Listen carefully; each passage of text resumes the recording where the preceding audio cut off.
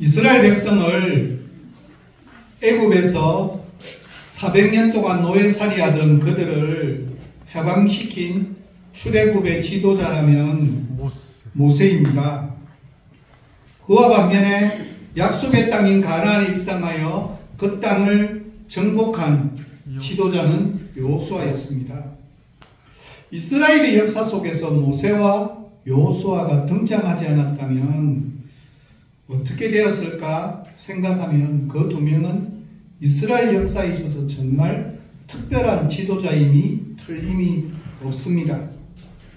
그렇다면 결과적으로 이스라엘 역사에서 가장 중요한 역할을 담당했던 그 모세와 여호수아가 과연 스스로가 언제부터 출애굽과 가나안 정복의 비전을 품게 되었고 또한 그 비전을 실현하기 위해서 무슨 준비를 어떻게 했기에 그 위대한 일을 이루어낼 수 있었을까?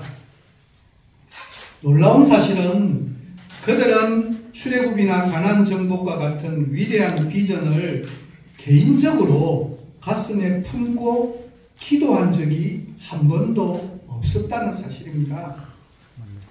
모세는 80의 나이가 되어서 하나님으로부터 출애굽의 명령을 받을 때까지 미디안 광야에서 늙은 양치는 목자에 불과했습니다.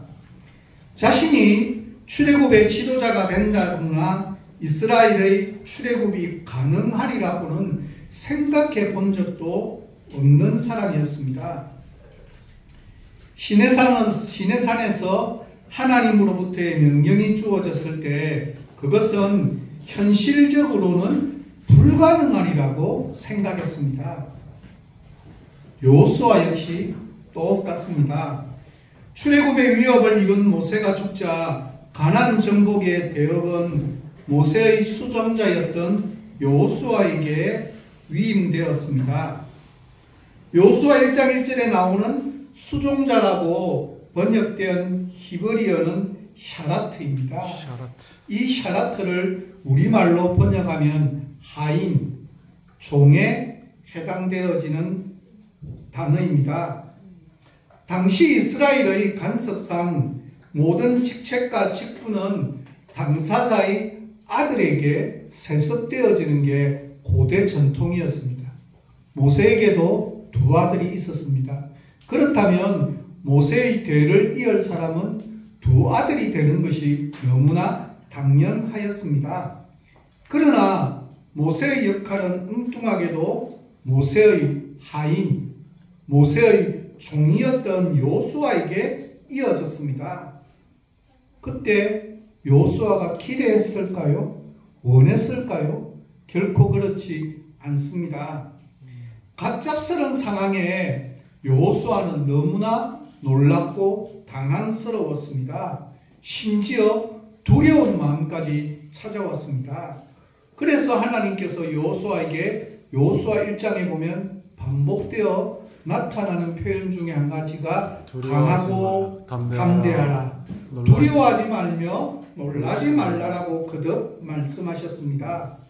여호수아 역시 가나안 정복의 대업을 자기 일로 자기의 비전으로 품고 기도하거나 생각한 적이 없었다는 사실입니다.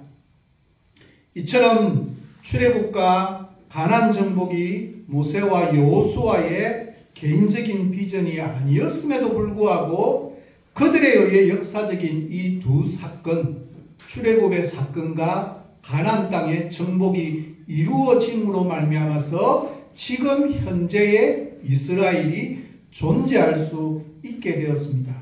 어떻게 이런 일이 가능했겠습니까? 여호수아 11장 15절 말씀입니다. 우리 같이 한번 읽어보도록 하겠습니다. 여호와께서 그의 종 모세에게 명령하신 것을 모세는 여호수아에게 명령하였고 여호수아는 그대로 행하여 여호와께서 모세에게 명하신 모든 것을 하나도 행하지 아니한 것이 없었더라. 무슨 말인가 하면 출애굽이든 가나안 정복이든 모두 하나님의 비전이었고 하나님의 승리였음을 밝히고 있습니다. 하나님께서는 모든 계획을 먼저 모세에게 명령하셨고 모세는 하나님의 명령을 여호수아에게 전함으로 하나님의 승리가 인간의 역사 속에서 성취되도록 만드셨습니다. 우리는 흔히 믿음의 출발점을 자꾸 우리 자신에게서 찾고자 하는 오류를 범할 때가 얼마나 많이 있는지 모릅니다. 지난주 우리가 살폈던 말씀에서 하나님은 어떤 분이라고요? 하나님이 우리의 농부가 되셨다고. 예수님은 참 포도나무고 우리는 가지에 지나지 않는다라고. 내가 할 수 있는 유일한 한 가지는 참 포도나무이신 예수님에게 붙어 있는 것만 잘 유지하면 된다라고 그렇게 살펴보았습니다. 모세가 기도해서 출애굽한 것이 아닙니다. 여호수아의 믿음으로 말미암아서 가나안 땅이 정복되어진 것도 아닙니다. 그들은 단지 하나님의 구원사, 하나님의 구속사를 이루어 나가는 일에 통로에 지나지 않았습니다.